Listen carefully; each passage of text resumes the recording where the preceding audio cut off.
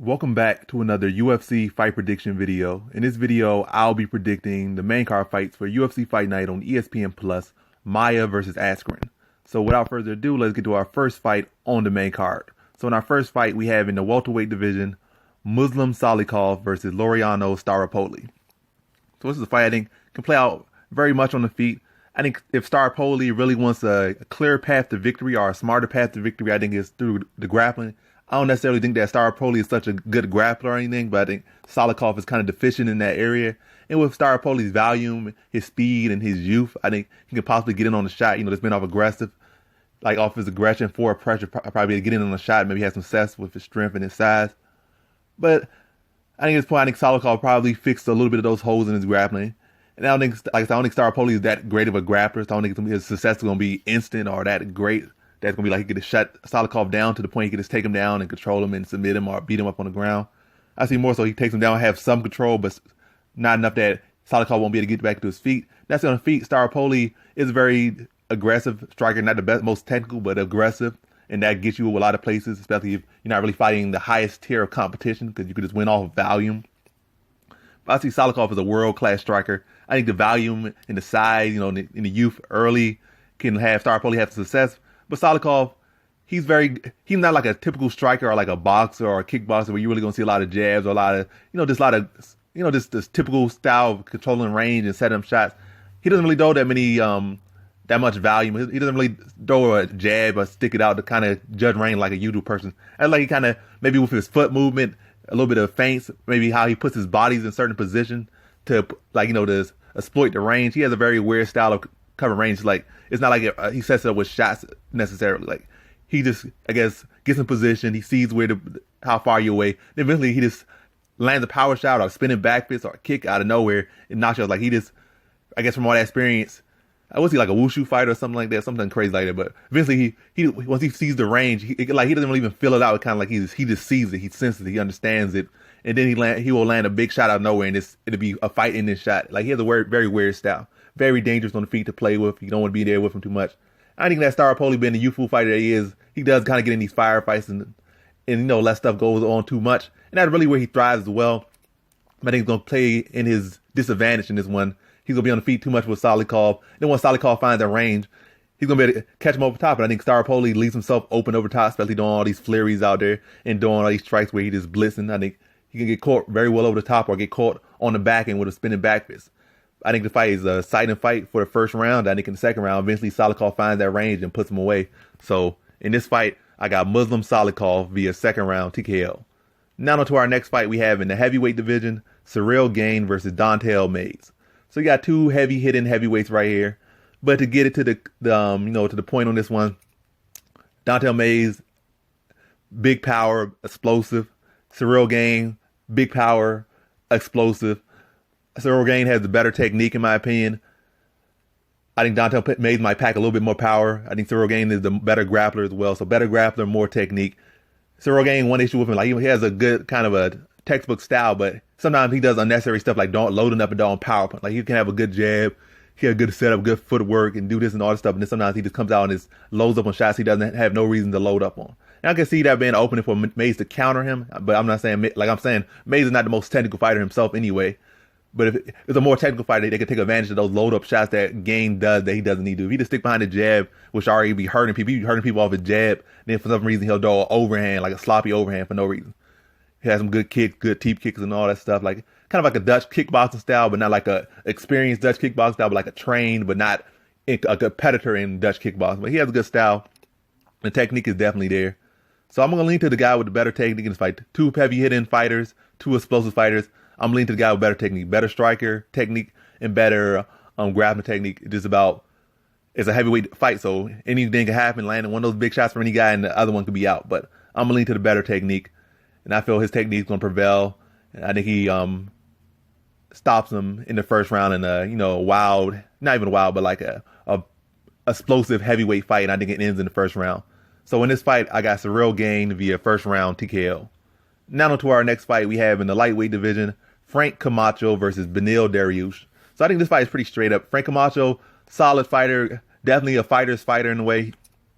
Not the most technical or he doesn't fight the most technical. Like he comes out there, swings big bombs, takes big shots, and gives it physical, some underrated grappling, pretty strong, especially at lightweight because he's a more physically strong lightweight and he could fight at welterweight, was a competitor at welterweight as well, so kind of a stronger lightweight. But in his last fight, he did show a little bit better technique. He didn't take as many shots. He kind of set his shots up, kind of avoided some shots, mixed in. Like he just fought a real much smarter fight. But even all that being said, a smarter Frank Camacho, I just think Beneil Dariush is just a better fighter. Unless Frank Camacho can touch the glass chin of Dariush, which is a very much a factor. I think this is all Dariush's fight. He's a much better grappler. He could take him down and do what he wants on the ground.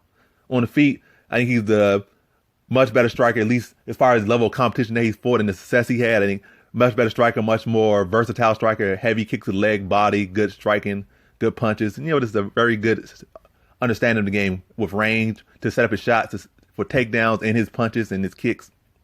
I really think Dariush is just the clear pick in this one right here. I think he mixes up on the feet, gain that respect, get that control, chew the leg up, chew the body up, then gets Camacho to load up, ducks under, gets the shots, works on the ground, and submits him. I think it happens in the second round. So in this fight, I got Beneil Dariush via second round submission.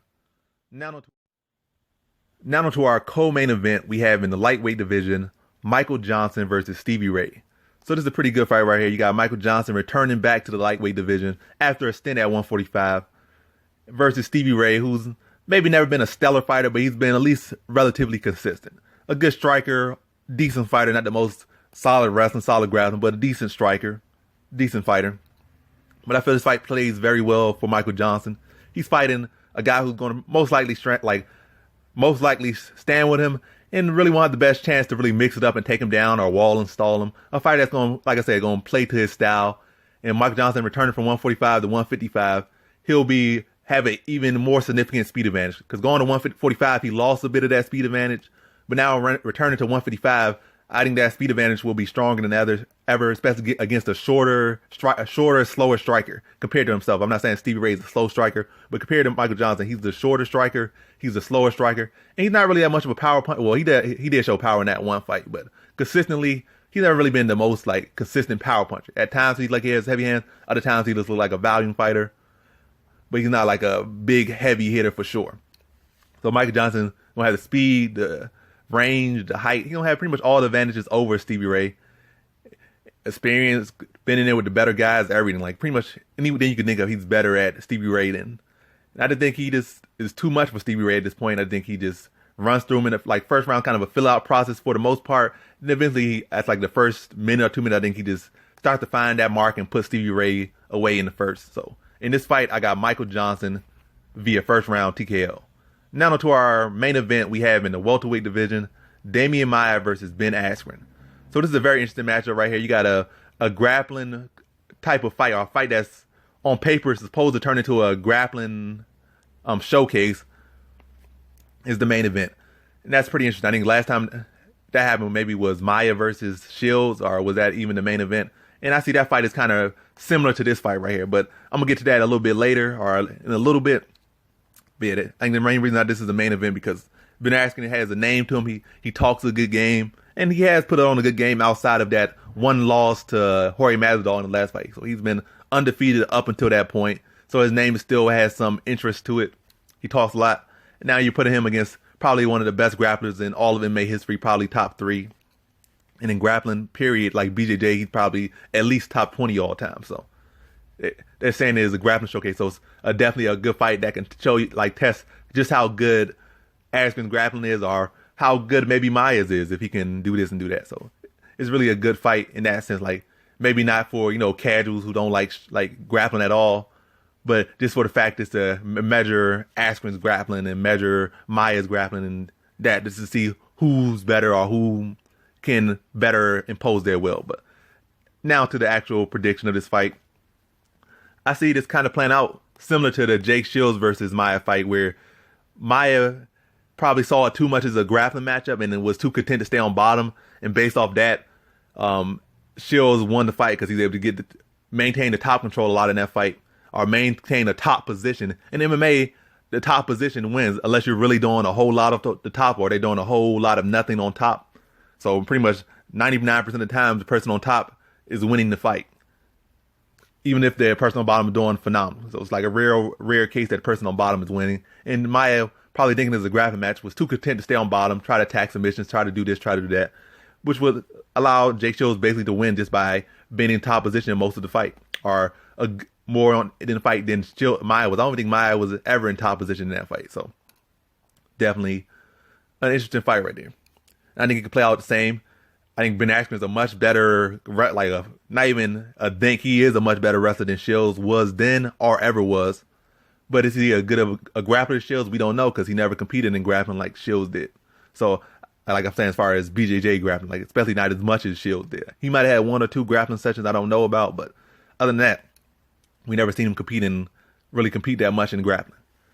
But I feel like Askren, being the high-level wrestler that he is in this fight, I feel like he'll be able to secure those, be in the top position. I feel like Maia's going to be too content to be on bottom. I feel like Askren's very good in the scramble, very good in controlling, ending up in advantageous positions.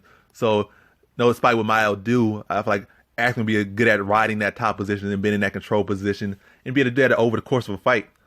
I feel like Maia's best route is to use the fact that this is an MMA fight, be aggressive on the feet, but be smart on the feet, and make Askren take panic wrestling shots, make him panic wrestle, and from that position, maybe attack the neck, or maybe secure the back, or maybe put Askren on bottom.